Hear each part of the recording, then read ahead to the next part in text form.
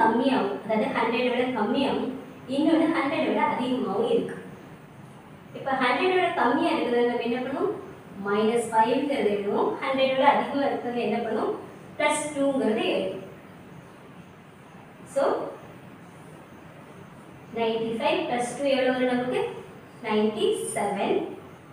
ஆனால் இங்கே ஒரே ஒரு கண்டிஷன் என்ன அப்படின்னா 100 எத்தனை செட்டோ அத்தனை செட்டு நீங்கள் போட்டுருவோம்.